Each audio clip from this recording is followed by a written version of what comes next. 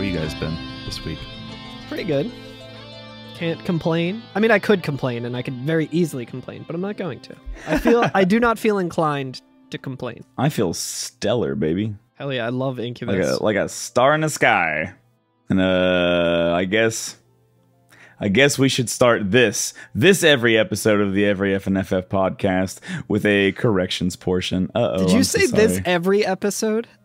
Every episode FF. This every episode of the Epin FF podcast. The EpiPen FF podcast. Did not mean to cut you off as you're trying to make an important correction to something. No, it's fine because I mean that was a correction that we had to make, so it actually segued perfectly. Yeah, we're ahead of the curve. Corrections over. And there's your correction. We have hit our quota. Self-fulfilling corrections.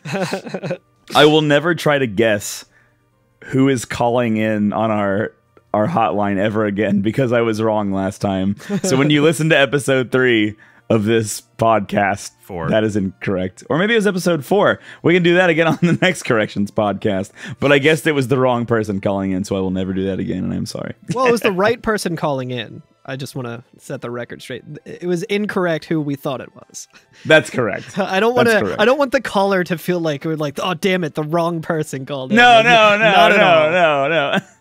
I think given that they didn't actually leave their name, we do know who it is, but we don't want to blow up their spot or something. Yeah. Like, I know. I was fine with doxing Amart though. That was fine. Yeah, who noticeably did not call in. Who did not call in? Pretty fucked up. Gets a shout out on the podcast and hasn't even called in. What the fuck? Come on, Amart, do better. Hey, guess what, guys? Guess what? What's up? My name is Curtis Ware. I am Carl. Germ. I'm Alex. And we're going back to Kaipo again because I just can't get enough of it. Can't get enough of that sweet desert oasis. We got that ruby. Got that ruby? We woke up at 3 a.m. and we're going back for more Kaipo. Yeah, because Rose is still there, right? And she needs the sand ruby. Which, you know what we didn't really get into the nitty gritty of the fact that, like, did we grab the sand ruby out of... I don't know, it's gross when I think about it. Is it inside the antlion, or was the antlion protecting it? Is it inside the antlion, or is it outside the antlion? That's a good question. I didn't think that it was inside of it until just now, but I mean, because Edward seemed surprised, like he was like, "Oh yeah, I'll just go grab it." Yeah, like he was ready to grab it before... I have an antlion holding it for me.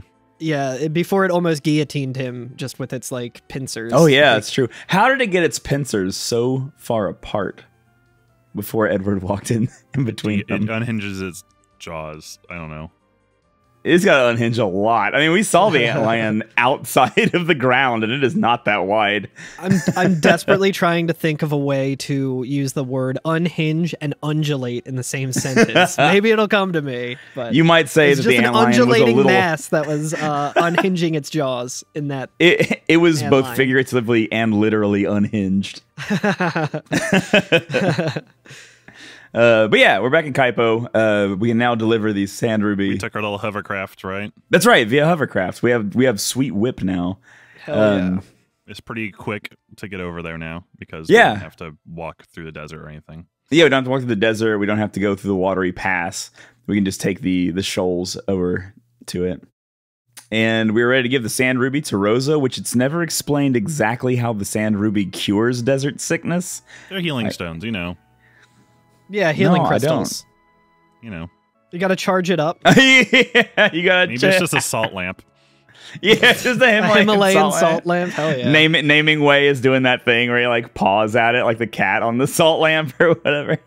No, thinking about, like, a Himalayan salt lamp and Naming Way and him having some involvement with it just makes me realize that, like, Naming Way is kind of just like the MLM like marketing person in this universe where he's like, oh, here's some Herbalife and I have some essential oils for you. And it's like they're cheaper than like potions or something, but then when you go to use them, they have no effect in battle, and you're like, fuck. They're balance bracelets for you. Now I know what you're thinking, that this is some kind of pyramid scheme, but not us. Our model is a trapezoid. Pay no attention that I'm changing my name every. Yeah. Where's naming way? I changed his name. He's got the real Lyle Lanley vibes. Yeah. He's gonna sell Kaipo a monorail. I've changed names in Octonville and New Haverbrook. He's in Kaipo and he's like, no, you wouldn't like it. Or he's in Dempsey and he's like, you wouldn't like it. It's more of a Baron idea. Like, we are twice as smart as the fine people of Baron. You tell us what to change our names to and we'll change them.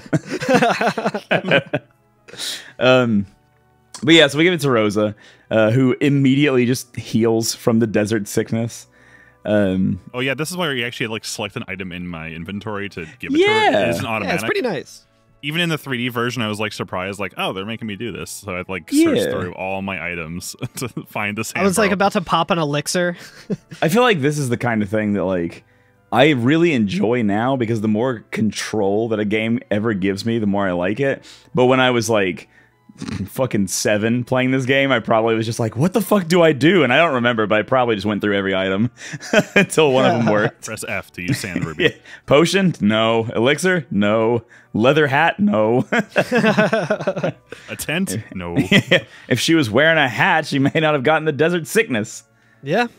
But I'm imagining it's because of the sun. I don't know. But yeah, I get the little prompt that says, the light of the sand pearl shone on Rosa's face. And then she's just up on her feet. And it's a light-based healing. I see. Yeah, it's like I said, it's a salt lamp. Oh, yeah, I guess you're right. Well, anyway, so Rose is up. She's surprised to see Cecil, and she's like, "Oh my gosh, you're alive!" She thought that he was killed in the earthquake when Rydia summoned Titan, and Cecil's like, "Oh yeah, I'm sorry I worried you. By the way, who is Golbez?" Like, we just heard this name. Love how. Is that how it was in your version? Because it's like that immediate in the Super Nintendo one, and I was like, did they just skip over like, hey, I just had to go and slay a fucking giant monster to like save you, and I've been on this mission to like try and like revive you for a while now, and it's really good to see you, and I love you and I care about you. But instead, he's just like, I'm sorry I worried you. By the way, who is Golbez? Yeah, it's like it's basically the same thing in the DS version. Yeah, it's like so funny, dude. It sounds like he like saw Golbez's name pop up on her cell phone or something like that. And he's like, who, it's just it's just funny that I'd never heard of a person named Golbez, but I saw in your text messages that I figured it would have come up or something. No, I just think it's funny. Who just commented on your photo? Who's this Golbez? Yeah. Liking all your photos. You are in her DMs. I am fighting the antlion to get the sand ruby to repair her from the desert sickness. We are not the same. But yeah, he's the new captain of the Red Wings, appointed by the king himself.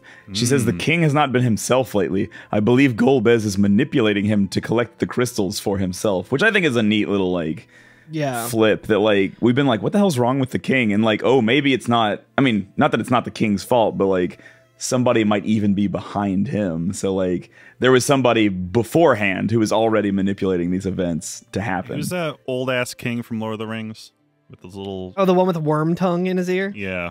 The one who's like eating a tomato all fucking gross, and he makes one of the hobbits sing. Come now, sing me a song. Oh, that is he eats that very, very messily. Yeah. Sounds like a similar dynamic either way. Yeah, the king of Minas Tirith or whatever. God, you could really just take the shots of the king eating and just put like a Deer on Grey song over it, and it's like one of their videos already. Just give it the Guy Fieri treatment, where you just like turn it to like black and white and just have Johnny Cash's Hurt playing during it. But he was the king of Flavortown. That's right. But she actually tells us in this text too where all the crystals are from. And she says, oh, he's already gotten Mysidia's water crystal. He'll surely go after the other 3. The fire crystal of Damcian, the wind crystal of Fabul, and the earth crystal of Troya. And Edward immediately is just like, yeah, about that. The fire crystal, we don't have it. So wait, what's the last place called? Troya. Okay, interesting. Because in the Super Nintendo, it's Toroia, which I mean, it kind of makes sense. It's Really? just, yeah, like Toroia. So it's basically just like they Oh, took the Toroia. literal translations of the kana to Yeah, the toe. Yeah, Troya. Yeah, true. Toroia. I guess it Um, makes sense. Like it kind of fits more like the city of Troy or whatever they're kind of going for maybe. Oh, maybe. Either one I think maybe is Fable. About Fable maybe fits more with. The, I called it the Fabul style. just because he's like it's kind of like a It has kind of more of like a Middle Eastern deserty kind of. Yeah, I think it's like Maybe, yeah. literally to the east, right? I'm pretty sure. Yeah. yeah. Yeah, It's I like took it the as Fabul Arabian as well. Nights kind of vibe to it. Yeah. But yeah, Edward's like, oh yeah, we don't have the fire crystal anymore. And Cecil's like, oh, by the way, this is Edward, Prince of Damcian, and Rydia is a summoner of the mist. And he just kind of glosses over the rest of why she's with us, and and says, I couldn't have gotten the sand ruby to cure your fever without their help. And then I like that in the PSP version, Rydia says hi.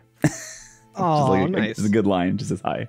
That's so Rydia, dude. That is so Rydia. And I like that, like, before Rosa goes on with her, like, speech about, like, oh, we have to go to Fabul, she literally says, oh, hello, Rydia. After Damcian, their next target must be Fabul. I was like, oh, that's very nice. That's incredible. Hello That's there. so cute. I like that. Yeah, I like that a lot. I think it makes Rydia feel like she is like a little kid with our party. You know what I mean? And all the party members are like, "Oh, hello there." Like, Yeah, how and are it you? makes Rosa seem cool too, because like there's this very serious mission that's going on, but she's also like, "Oh, hello." Yeah. I like this team. I think we have like a good team put together. Although I will say, like, it does seem kind of like Cecil is definitely carrying the team as terms of like as far as like military skill goes. Because we have like a bard and a little kid and a white mage, and it's like, oh man. Speaking of, I did want to get into this in this episode as well, of Edward as a bard. So he is a bard, right? Or because I'm a little confused by that, because If he has the sing ability, I say that he's a bard. I know that his like class technically and all, for all intents and purposes it is, but like all we know about Edward so far is that he went to Kaipo or wherever with Anna disguised as a bard. Like obviously it's because he's the prince and stuff and he was undercover, so it was like, but like he also is a bard. But it's just funny to me that like, I don't know. Classes are, I guess, weird in Final Fantasy games, but like they like when he joined the party in the Super Nintendo version, it says Prince Edward has joined as a bard. Oh yeah, yeah, it has that weird qualifier on the end. It also kind of goes into like the Final Fantasy X universe of like musician is a race. I think that's where like my confusion is coming from. Like he's just like, you know. I like to believe that like because it's like a medieval fantasy, like there's not like pop stars or anything, so like this is as good as it gets. Like the Bard Prince is like, it's like BTS. There's like stans, like BTS stans. There's like Edward stans who have like Edward fan cams. They post on everything. Like somebody like tweets out, "Oh my God, the King of Baron just like annihilated this town," and then a whole bunch of people just post like videos of Edward dancing below it. Get them out of here. Like Baron is spreading like propaganda on Final Fantasy Twitter or something about how like they are the rightful heirs of the crystals or something, and then everyone's like, "Don't let this shit trend." So like we're just gonna post pictures of fucking Edward being hot.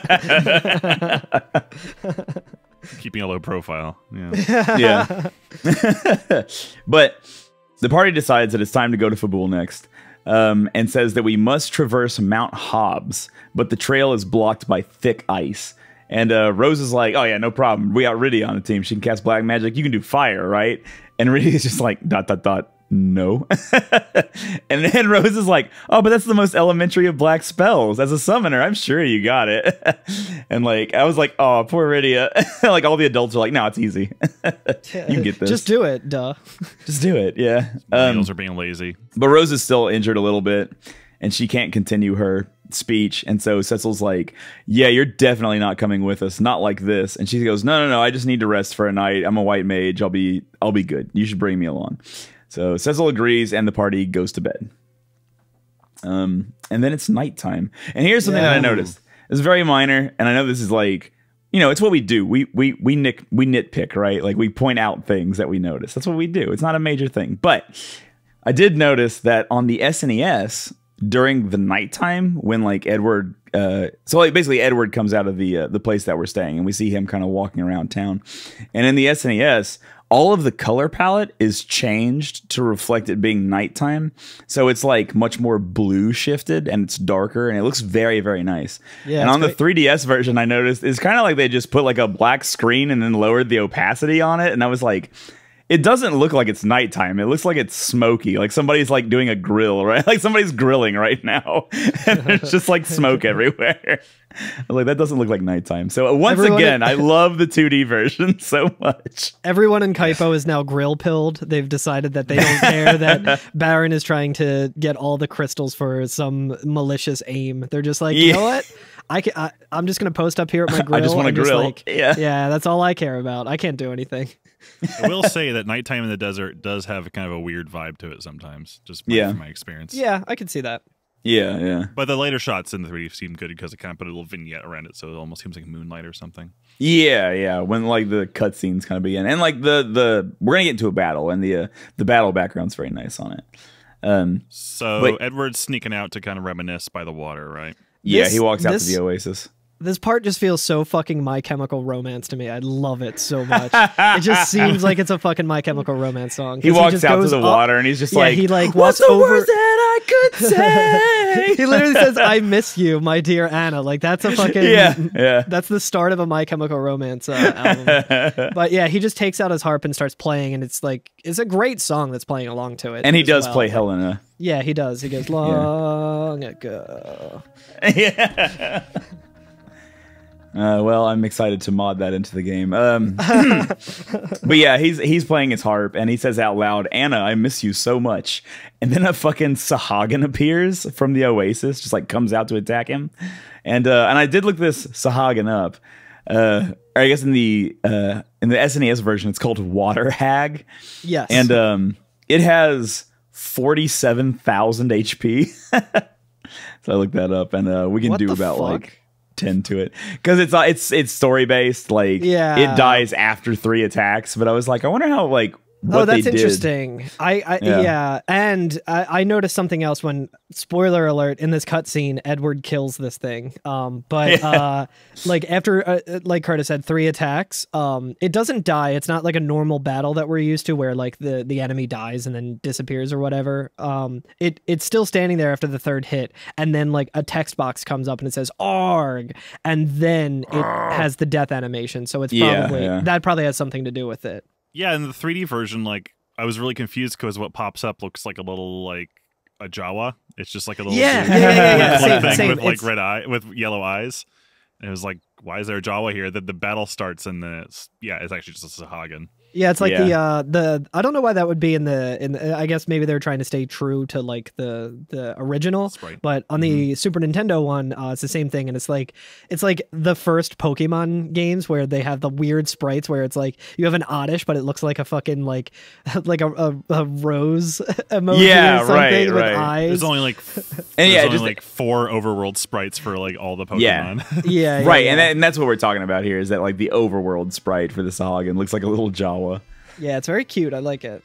But during the battle, like the ghostly apparition of Anna appears and like tells Edward to be brave and believe in himself and fight, right? Edward, and like, be brave, my love. Yeah, and that's about it. Like there's really nothing more to it than like believe in yourself. And he's like, "Oh, okay, well when you put it that way." And that's all he needed. Yeah, I mean, in the Super Nintendo one, he's like, "Oh, don't go, don't leave me alone." Like he's still doing very much like, "I don't want to like go on without you." And then she sort of like floats out into like the like the oasis, like the water after the battle. Yeah, and she says, "So Edward, I cast I forget. I think it was it's whatever Bard's song that causes confusion." And I completely lost. I forgot the ATB keeps going, and even if you're not playing, because I was like ordering food, and I looked up after like 2 minutes, and I just saw Hagen going "Grrrg!" So he just like killed himself. That's awesome. And the battle ended because I was just preoccupied. That's awesome. But yeah, you're right. He did like after the battle, he's talking to Anna, and it's like, "Oh, don't go, please. You know, I love you." And yeah, she tells him, "Edward, you must be brave." Golbez cannot be allowed to have the crystals. You gave your love to me once. Now share it with all the world. And then she disappears. Yeah, again, super My Chemical Romance. Will you be the savior of the broken, the beaten, and the damned? And then he gets his harp must out and carry goes, on. Bing, bing, bing, bing. It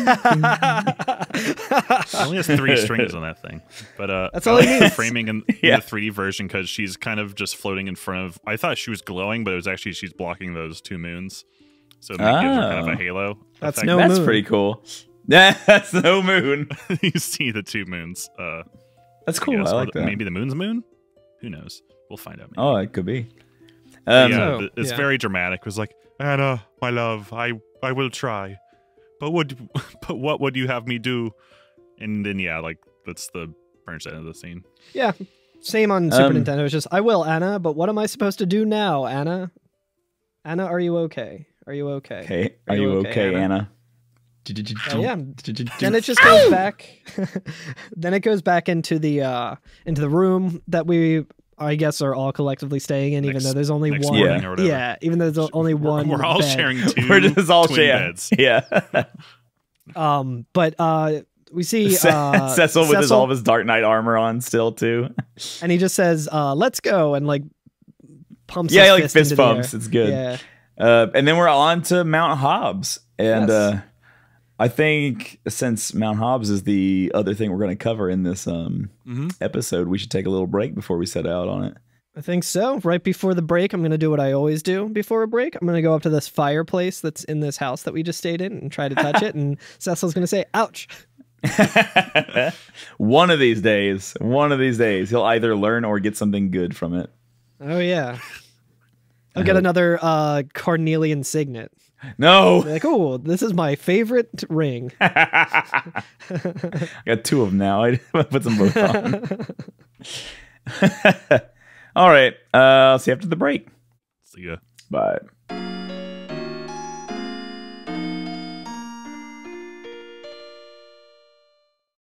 So Curtis can't sit back because his back is too sweaty. My back is too sweaty. I'm going to sit extremely back. Check this out. The furthest back you can sit. Carl is maxing his relaxing right now. I'm super relaxed. Yeah. Like coming he's up at to the a point where relaxing section of the game. So like my angle on Carl right now, like that I can see him at, is the same as like the Skinner pathetic meme or whatever. It's like he's looking down at me, as he should.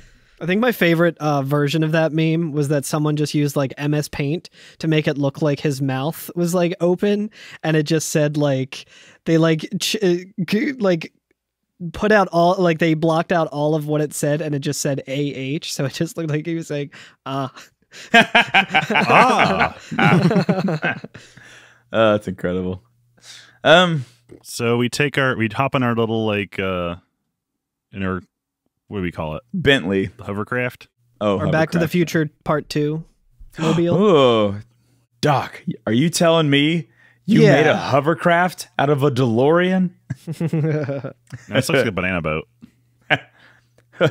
They found me. I don't know how they found me, but they found me. Who, Doc? The Baronites! The Baronians. The Baronians! You know what I like about the next area that we're going is that it is literally right beside the Antlion's Den. Mm-hmm. So like we just go to the Antlion's Den and are like, yo, what's that place right beside it? And I guess I can't go there right now. We go back to Kaipo and then back to this area again. The order of like where we travel seems really odd. Yeah. Yeah, a lot of backtracking, but not too bad because the hovercraft moves around pretty quick. No random encounters, and it's cool as hell. Yeah, no, I love it. On the 3D or DS version, it's kind of hard to miss this place because it looks like any other mountain range, but it just has a road on it. Yeah, which is just a little white, like a light path on it. So it's like really doesn't really stick out very obvious. I know how it is on the 2D versions. Yeah, I did this section on my Vita first with like the complete collection, and I thought that this was the next area that I was going. Like I thought this was going to lead to the Antlion, and I went in there, and I mean it's pretty much you walk like 5 steps and then you're stopped by ice and you can't do anything. And the enemies here are a lot more difficult than the ones in the Antlion Cave. So it's like, oh, okay, I shouldn't be here. Like it had a real Dark Souls moment because I like went in there and then a bunch of skeletons came up and I'm like, oh, skeletons, those are always easy enemies, and then just got my fucking shit. You should have learned from Dark Souls. Yeah, we should have come here. Skeletons don't mean easy.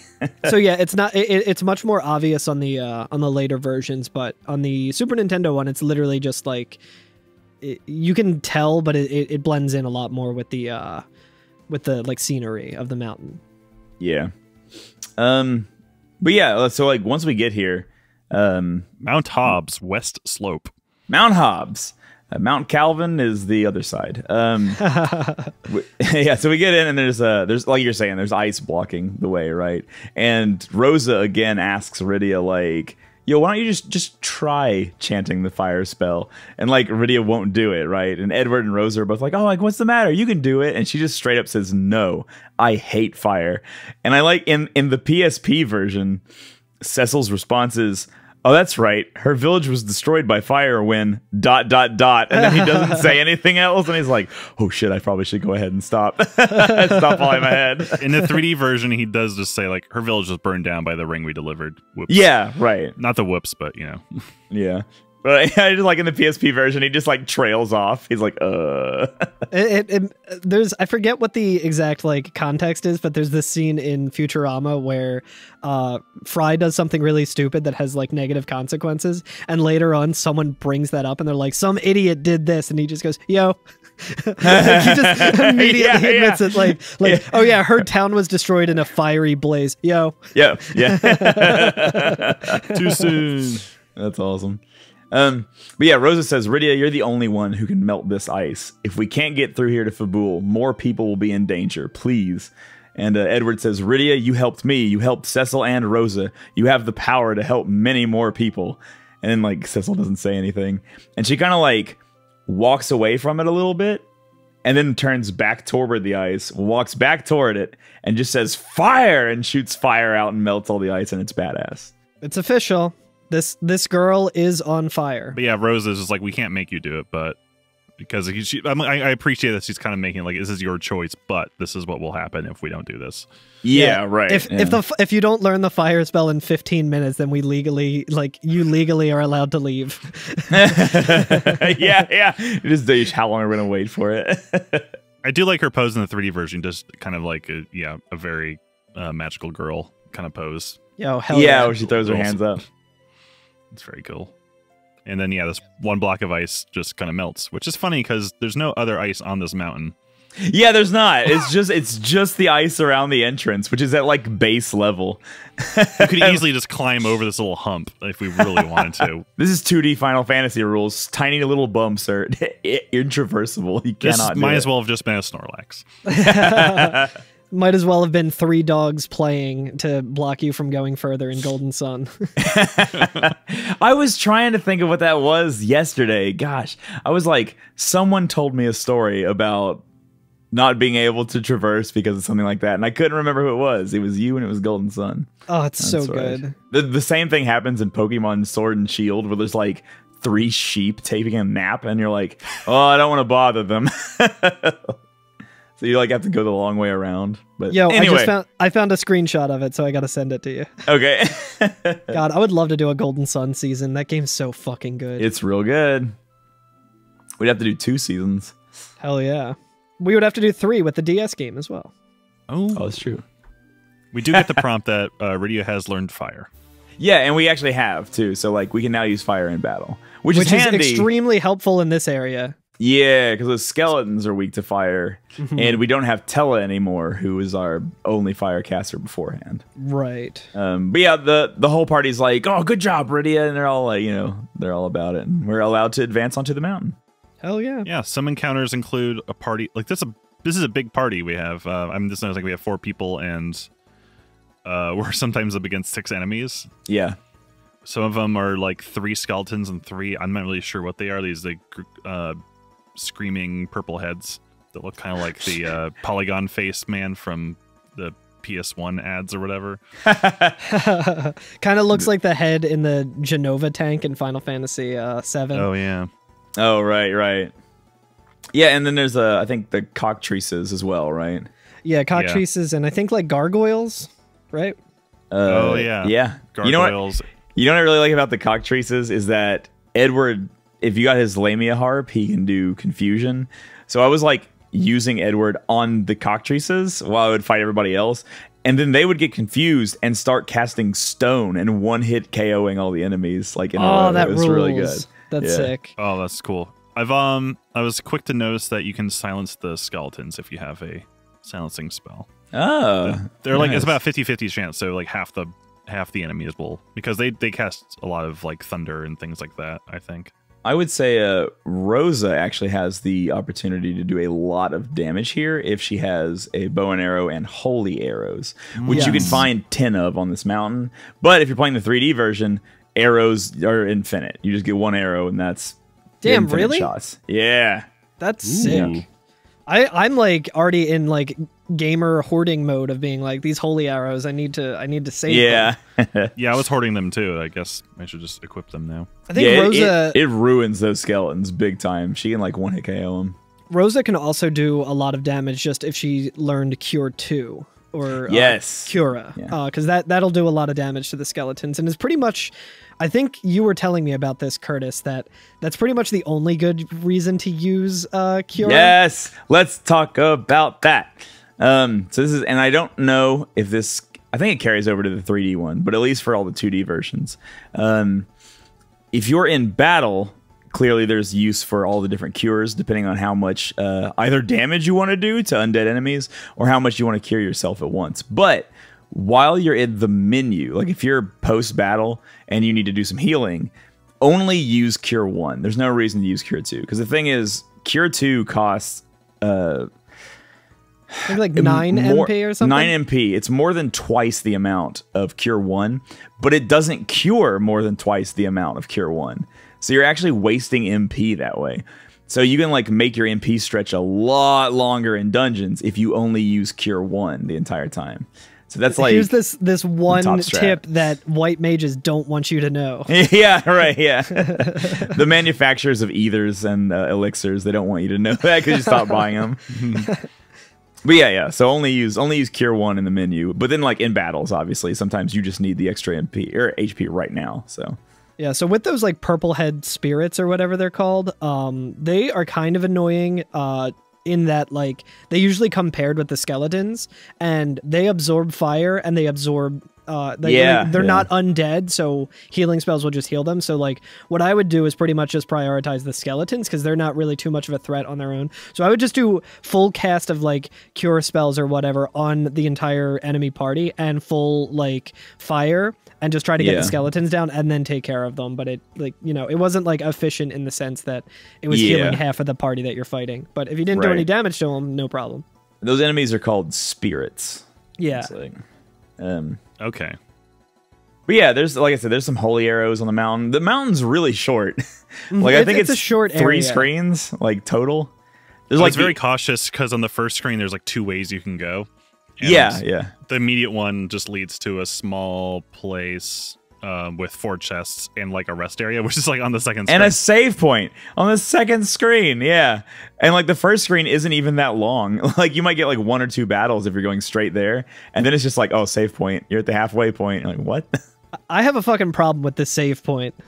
Oh yeah. Aside from it being like in a place where you're like, I could easily just kind of walk back to outside and save.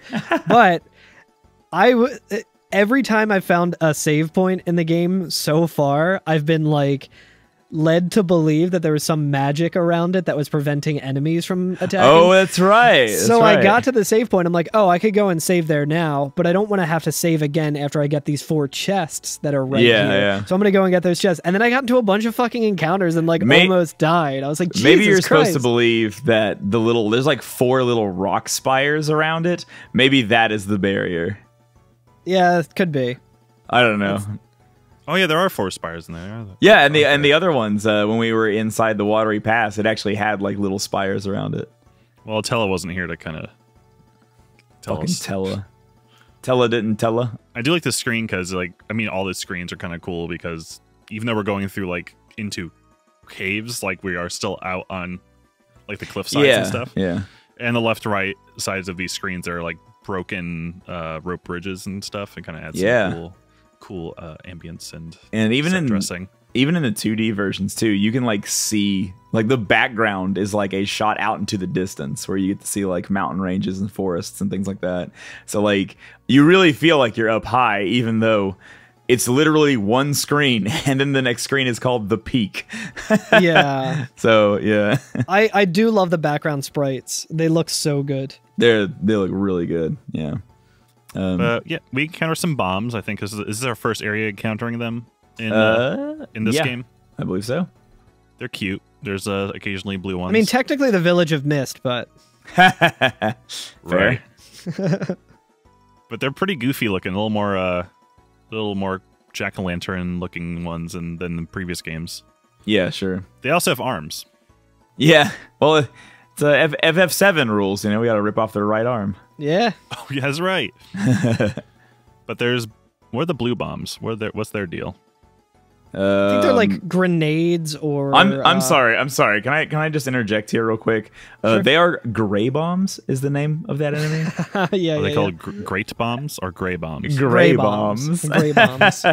Okay. They are colored blue though. Yes. But yeah. I'm sorry. The enemy is called Gray Bomb. They look a little bigger to me. They're a little stronger. I think that's it. Classic JRPG rules where, oh no, it's a different color. You know that this thing's going to be more powerful. Yeah, right.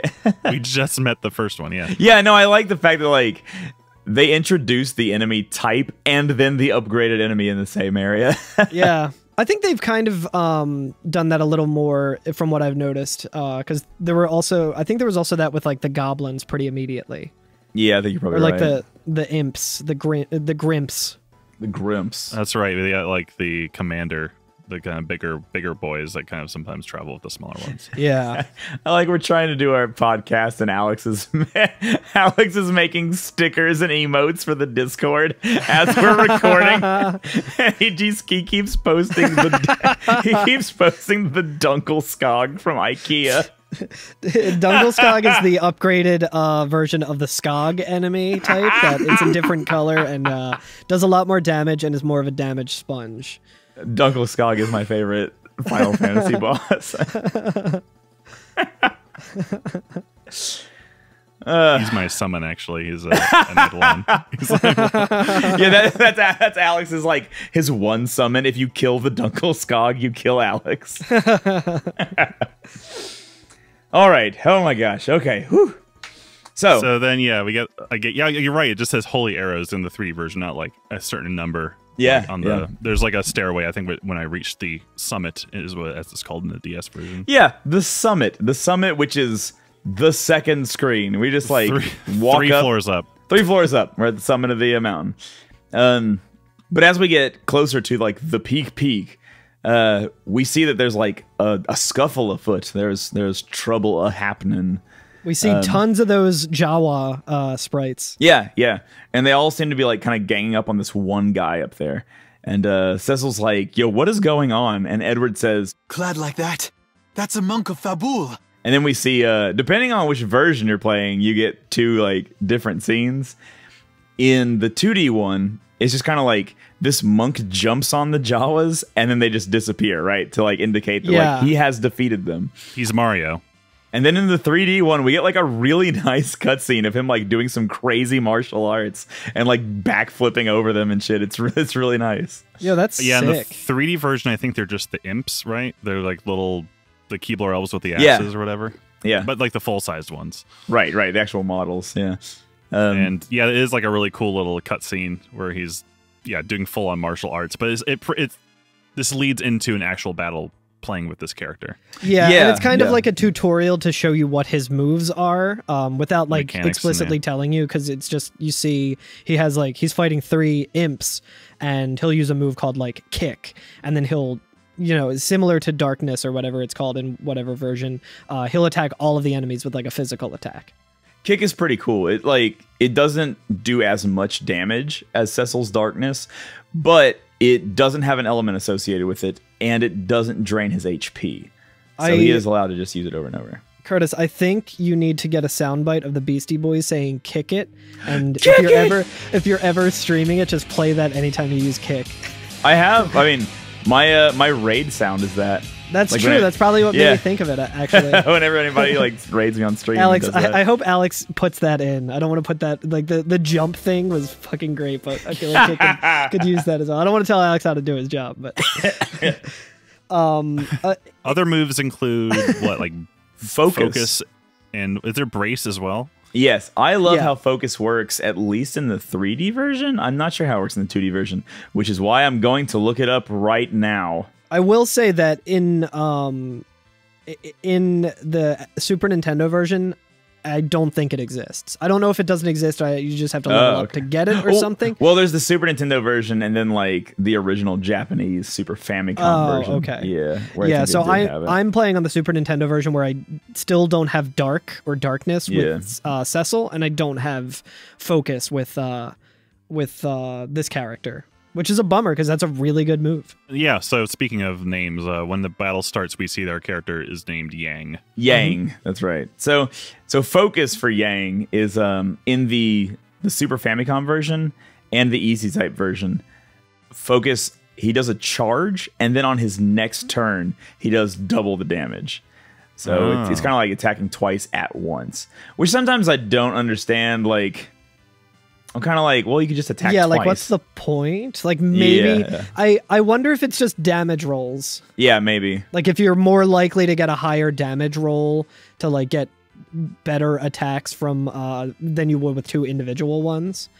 Yeah. I guess where this would be useful is if, like, a character that does, like, a counterattack or something like that. You just want to get, like, 2 hits of damage without, you know, only absorbing 1 counter or something like that. Yeah, that would have been helpful against Antlion. I do like the 3D version of it, though, where every time you do it, it like doubles again. And so, damn. Like, it's like rollout in Pokemon. It's like rollout, yeah. And so like once you've done it 3 times and you unleash the attack, like I did it once in this upcoming fight and did 4 digits of damage. I was like, oh my god. Like he did a lot of fucking damage. God damn, that's awesome. I also want to point out that in the Super Nintendo version, when all of this is starting up, Edward says he must be a karate fighter of Fabul, and then and then we get his first line, which is "Achoo" as he's like attacking the sprites, but his name in that is Karate Man. I'm also reading here in the 3D ones that focus effects. Attack, jump, kick, aim, and throw. Because we can get it as an augment later. Oh, wow. So you can use the focus 3 times and then kick and hit everybody on screen for like an absurd damage. Yeah. So yeah, that's wild. That's really cool. Yang rules. Wait a minute. You know what? We forgot something, I think. What did we forget? I think, and when I say we forgot, I mean I think we actually forgot to get it in the game. Give me 2 seconds here while I look it up. I've never forgotten anything in any video game, so I just want the record to show that. I do like the different renders of this character, since in the 3D version he's kind of a cute... I mean, I can't really tell how big it is because every character is kind of a cheapie, but he's a shirtless, bald man who kind of looks like a Krillin-type character. Hell almost. yeah. In some of the... I'm looking at like the Dissidia database... that's got a picture like a Tekken character in some renders. He kind of looks like the one big guy from Full Metal Alchemist, except with like different hair, like the guy with the mustache. It looks like in Kaipo, after we do the Water Hag fight, we can actually go back to where he fought the Water Hag and get the item lore augment. What? And we did not grab it because we're fools. Shit. Yeah, we can go back. Yeah, we can just go back. It's fine. As long as Baron doesn't bomb Kaipo too. There's no crystal there. Nah. But anyway. My god. I'm scrolling through just pictures of Yang on Google image search. And I think I just searched Yang Final Fantasy, and it brought up an in-game model of Yin and Yang, or Yin and Yang from Final Fantasy VII. Oh, okay. That thing is so fucking gross. We already talked about that a bunch in the Final Fantasy VII series, but oh my god. I thought you were going to talk about Andrew Yang. Which one's grosser? So we get into a battle with Yang, as in we are Yang and fighting some enemies, and I just kicked them to death. So after that, Rydia points out that like, oh my god, there's a bomb now. So they bring out like a large bomb, right? And it's like, that's no normal fiend or whatever. That's no moon. Yeah, and we have to help him. In the Super Nintendo version, we could see the bomb the whole time. There was like 5 of the like just generic and like fiend sprites or whatever, and then behind it was a bomb. And I was like, oh, okay, this seems like an easy enough encounter. And then Yang takes out all the other enemies, and then we just see the bomb. I'm like, this will be cake. I already kicked the shit out of a bunch of them, and now I got 5 people. Well, here's the thing. In the 2D versions, I feel like this is a piece of cake. Like, I didn't think it was very challenging in the 2D ones. I didn't play the PSP. How was it in PSP? It was pretty challenging, just kind of in general. Like, just I guess it was more unexpected, is because I was expecting just a normal bomb enemy, and then I was like, oh, it took me a while to realize that this is actually like a boss fight. The mom bomb. The mom bomb. Which, as Carl pointed out to me on stream, is just continuing to this is continuing FF4's trend of all the bosses being moms. It's just violence against moms. Just violence against moms. The white dragon was Rydia's mom. The antlion was mom to a bunch of ants. like ant lions, protecting eggs. Octomom. Octomom, yeah. Mom bomb. Yeah. So destroy all moms. Yeah, it takes a little while for them to start their violence against dads. I think that kind of starts in That's coming Final up, Fantasy yeah. X. Yeah. That's right. Yeah. We just played the game about that, right? Yeah, it's a nice change of pace at least. Starting this fight, I was very excited to see, like, I think this is the first time on this podcast that we have 5 characters on the screen at the same time. Yeah. I was gonna be like, cool, I get to like pick maybe 4 of these guys to put up at the same time. But now we have 5 people in our party that we can actually battle with at the same time, which is pretty cool. It's the largest party size of any of the mainline Final Fantasies. Wow. And I'm assuming that's the cap, right? Because on the DS screen, it doesn't look like there's room for any more. Right. Yeah. Yeah. Yeah. And if you look at the sprites on like the Super Nintendo version, there's clearly no more room. Like, it's all fit nicely into the menu and just like the battle arena. Yeah. So this is cool. So this boss actually has 3 forms, because usually like a second form is expected on a boss, but this one has 3, so it's kind of nuts. The first form is not bad, I would say. Like, it's pretty easy. It just looks like a bomb. Yeah, it just looks like a bomb. It's essentially just a little bit stronger of a bomb, but it doesn't have too many tricks up its sleeve, right? But after we do about 1,500 damage to it, it begins to explode, and like its form changes into like a gaseous fire cloud, I guess, which is, I guess, like the physical, like it's tangibly exploding in a way. I don't know. I like that. Yeah. So in the 3D version, I thought he just turns into like a genie. Yeah. Yeah. It's kind of looks like a genie. It has Robin Williams' voice. Yeah. It looks a lot like the genie in Link's Awakening, now that I'm thinking about it. Ah. Oh, yeah. Now this one is very different depending on whether you're playing the 3D or the 2D versions. Because it'll say Mom Bomb is exploding, and you get some time to kind of prepare, or we can try to even take it down at this point. You can kill it here if you just roll on it, but after a certain number of turns, it'll explode and it'll do damage to all of your party. So in the Super Famicom version, it damaged all my party, but we all lived like with a little bit of HP left. So I was able to have Edward use salve. I was able to have Rosa use cure on everybody. Get right back into the fight because it explodes into 6 bombs. Yeah, so and some gray bombs, like 6 bombs total, but half of them are gray bombs, half of them are normal. So but on the 3D version, though, it did like 800 damage to everybody. I don't have anybody with that much HP. So the very, very first time I fought this boss, everybody was pretty much capped off on HP, and Yang was the only one who survived and had like 40 HP left. And then 6 enemies are on screen, and they just started self-destructing and immediately killed Yang. And I was like, what the fuck? How am I supposed to deal with that? Like, how do you get through that? And so my strategy was to have everybody defend, and it still killed everybody but Yang, except I hid with Edward. So I had him hide so he didn't take any damage. So afterwards, I had him unhide, and then I used him. I had Yang brace so he could take some physical attacks in case they went toward him. And then I used Edward's salve command and threw a Phoenix down. And that brought everybody back up. Oh, shit, that's awesome. Yeah, so that's how I was able to handle it. Although, it was still real close because the bombs kept self-destructing and killing party members. So I was just defending and just throwing Phoenix downs to keep people up. And I just waited till all 6 bombs self-destruct, and I won. So with salve in that version, you're able to just choose whichever one you want to use? Choose an item, and it'll use it on all the party members. Oh, that's awesome. Because I think I saw someone Does it only use one item, or is it used like one? Yeah, I think it uses one. Like it only consumes one, but it has the effects on everyone. That's right. I think I saw someone had mentioned in our Discord that they were rolling through and they only had high potions, and they were like, "Oh, that works because I want to use high potions instead of just the potions," and like it wasn't working. Like, yeah, you can't select high potion. Yeah, it just like the command just wasn't working. And that's another command that I also don't have on the Super Nintendo version. Right.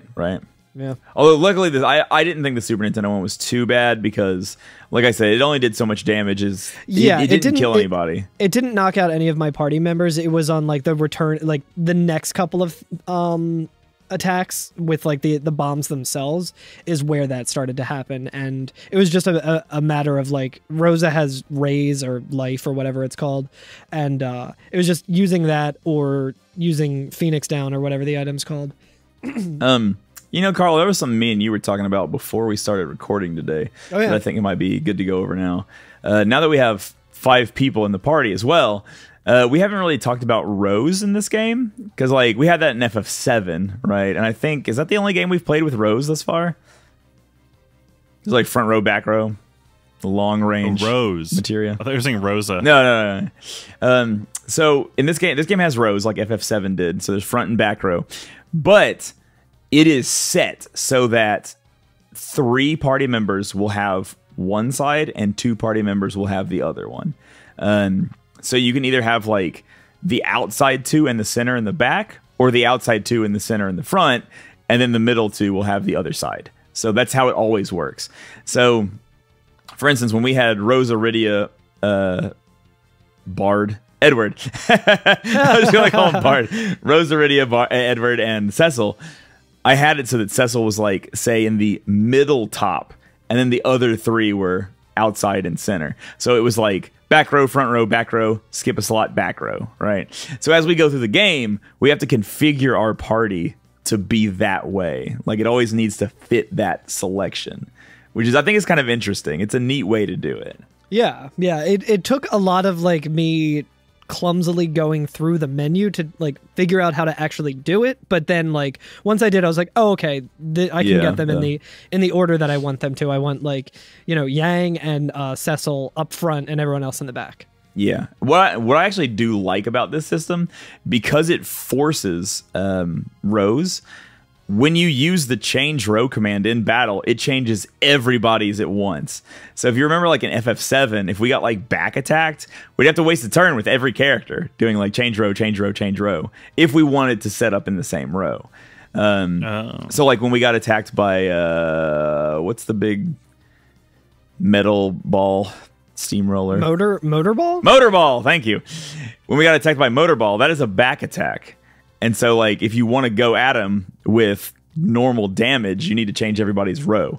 But in this game, it's just one command. You just use it, everybody's row is changed. Gotcha. Yeah, so that's nice. But yeah, after that, after we definitely win and definitely don't die 2 or 3 times and keep having to try and alternate strategies. I will say this, okay, 4 on the DS on the original difficulty, I mean, I'm playing it on Steam on original difficulty, it's not easy. And it's a little weird at times, but I do kind of enjoy having to think about it. Where like the other ones I can just plow through, but this one I like have to actually sit there and be like, how am I supposed to do this? Like, here's my skills that I have on hand. How can I use these skills to be able to handle this fight? And that's kind of fun. I do like that. Hell yeah. But yeah, so we beat him. And the monk tells us, well, I mean, we know that his name's Yang because we fought with him. But Karate Man monk tells slash us... Karate Man, yeah. That's right. You have my gratitude. Yang is my name. I am the High Monk of Fabul. I came or here the to Karate Master of Fabul. I came here to train with my men. Or Grandmaster of the Monks of Fabul. Oh my gosh. But he says, I came here to train with my men. Now they're all dead, killed by a swarm of beasts, and they were Fabul's finest.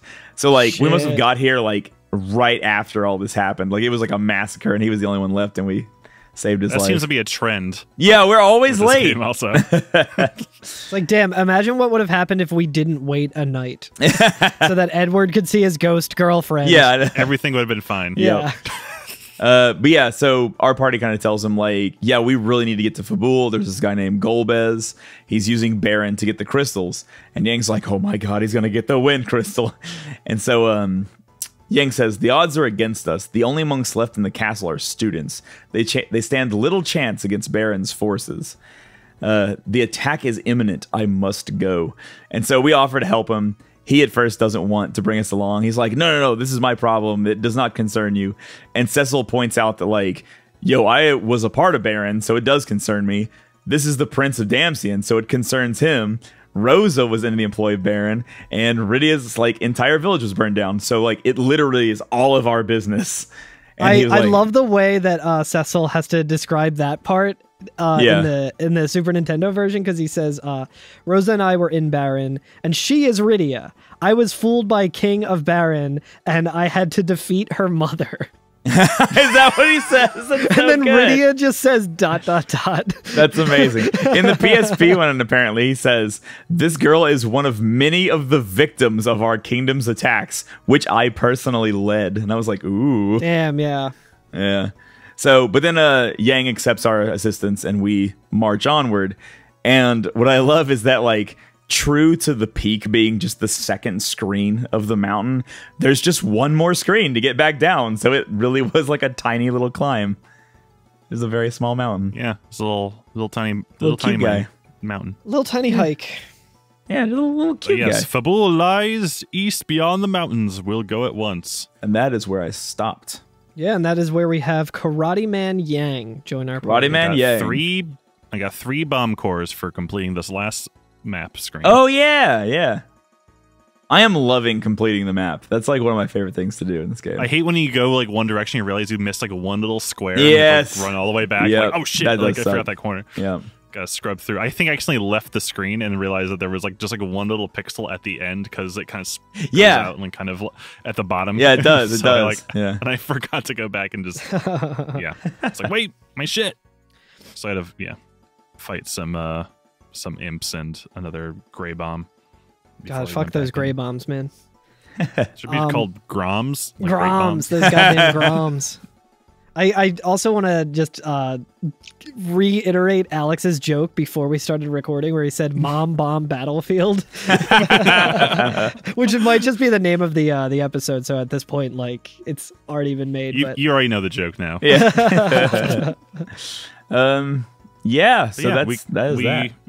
We follow this I guess now we travel on foot through the woods. I think there's like one right? more chest, right? Like we go to the last screen, we go down, and there's like one more chest, I think. I don't remember there being a chest, but maybe not. Maybe we not. do go across a bridge though. And you know what? Isn't crossing a bridge a treasure for the soul?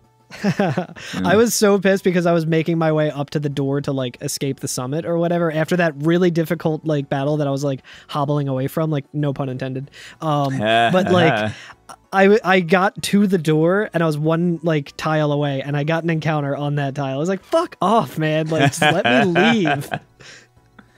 This area does have some kind of Mount Nebel energy. Just lots of broken bridges and like popping out one side or going in one side and popping out the other, just wrapping around. I will say that I've noticed that, like, I think a lot of RPGs today are like forgoing random encounters for like on-screen encounters or some kind of scripted events. And there are definitely like eras of random encounters as people figured out how to do it right. But what I like it about this game. I hate it. I hate it, but I also kind of like it at the same time. You can just get first step encounters. So you can like enter a new area or have a battle and then step one tile and get into another one. You're like, are you serious? Yeah, it's very annoying. Oh my god. And running away isn't free. Were you in my stream when I was doing the fucking Sailor Moon speedrun the other day with that fucking crazy ass encounter? Yes, I was. The one that killed your run? Or No, not that one. I fought a boss, and then as soon as the game gave me control again, I got into an encounter, and I hadn't moved yet. Like, I hadn't actually moved the character yet. And it was just like, all right, turn the RNG back on. Oh, this is a battle. And I got into a battle. I was like, are you serious? It was a 0 I wonder if you like encounter. got a battle and then there was like the priority for like the boss thing. I think that's what happened. Just, like, queued it up or something. That's crazy. I think that's what happened. Yeah, where it was like that would have been a fight, and so like I do the boss battle and then I do the fight. Anyway, this is not that game. This is FF4. So, do you guys have anything you want to announce? I made it to Fabul. Fabul. It's really nice in the DS version because you see a map of the overworld as you're exploring, so I knew, if I was going the wrong way or something. Yeah. It's pretty nice. So, yeah, next time we'll be talking about Fabul, right? Yes, we'll be talking about Fabul and the boat ride afterwards, I believe. A boat? A boat! We get on a boat! Hell yeah.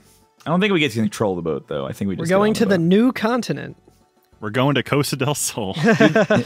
This game is just trucking along. I can't believe this game is a fast game. Yeah. Yeah, We got a lot of people. We met a lot of people in like 2 episodes. Yeah, because I feel like we've already met more people than we've met in all of like Final Fantasy X at this point. Yeah, because I'm thinking about like the events of the boat ride after Fabul, and I'm like, this is like the halfway point of the game. Like, yo, hell yeah! It's not the halfway point, but it's like the morally halfway point. Anyway, remember when we got to the boat in Final Fantasy X and how much game was left after that? Let's see. My only announcement really is that the Mei-chan show is still coming up on September the 11th. Tickets are available for that. You can go online and get on Eventbrite and buy them there if you want to. Come out, say hi. I already did. Oh, shit. Yeah. Shit. I'll be there. I still haven't remembered how to actually play all those songs, so we'll see how that goes. Yeah, it'll be fine. It'll be fine. Are you like Tella and like as you? I'm gonna use recall and see if I can like. It'll just play one random riff from our set, and like maybe it'll it's play the one one we random need. note.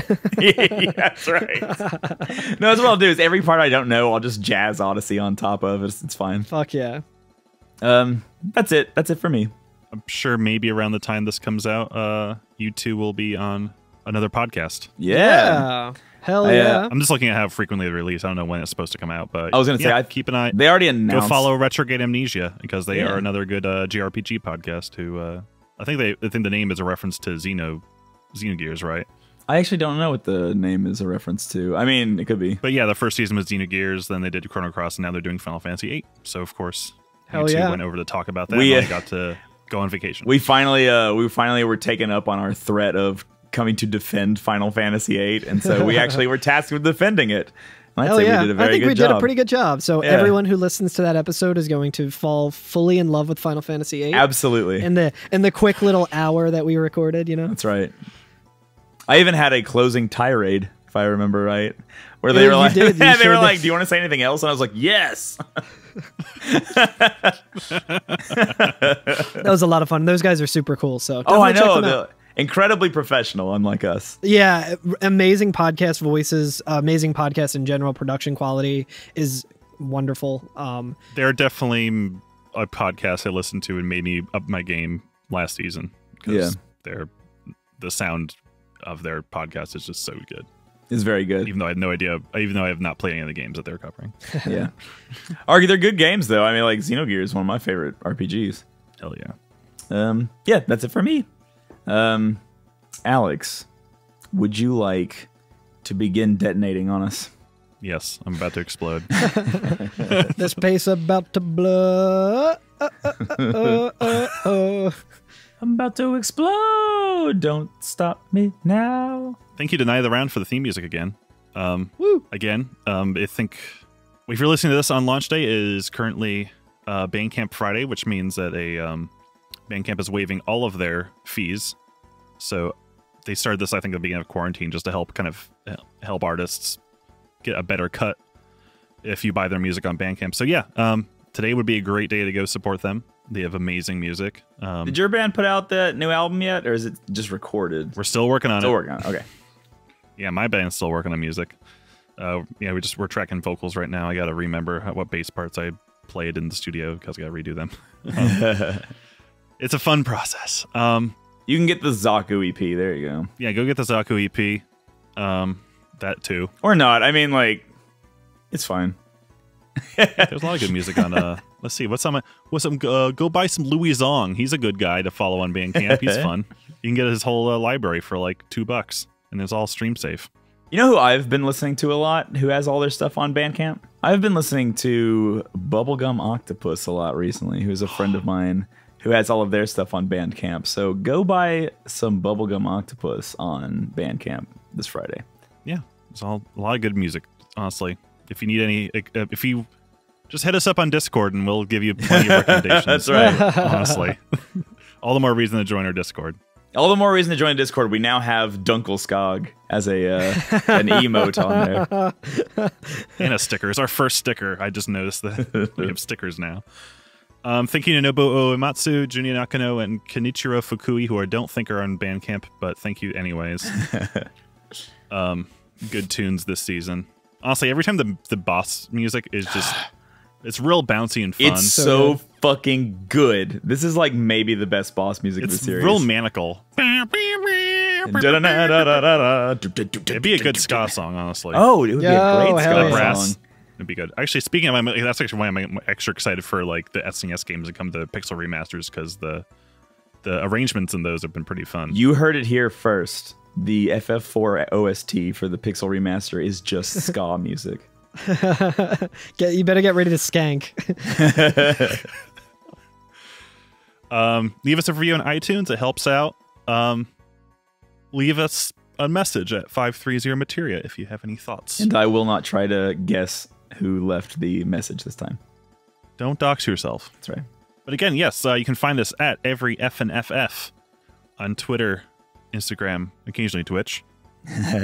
In our bios in any of those locations, you can find our Discord, which you can come and see Dunkelskog or music recommendations, or just argue about just weird strategies or stuff in or pickles or pickles. I had a jar of pickles the other day, guys. Oh my goodness, let me tell you, it wasn't that one of these pickles was not crunchy. It was that I got to like the skin part of it, you know, the outside, right, of the pickle, and the old pickle skin, and it didn't want to break apart. And it really bothered me, and it had a terrible mouthfeel, and it ruined my day. Yeah, that'll happen. Yeah. I had recently some moonshine pickles, which were fucking incredible. Actually, you know what? My friend who I helped move yesterday, he had a box that had a bunch of pickles in it, but the jar broke, and so the brine went everywhere. So he took the jar of pickles out and still gave me the box to move. So I moved it to his house, and now the backseat of my car smells like bad pickles. And I'm just like... I feel like bad pickles is just means they're better, right? Like the worse a pickle gets, the better it is. Well, when we get to FF9, we can have process. There's an entire section of FF9 that revolves around this, like this conversation of like, are bad pickles better for you? And also, the party's lives are saved by bad pickles. We'll get to that when we get to that. But that is a actual thing that happens in FF9. Mom Pickle is about to explode. I'm sorry. What were we saying? Right. See you next week. See you next week. Do we have an outro quote? No. This place about to blow. This place about to blow. Okay, goodbye.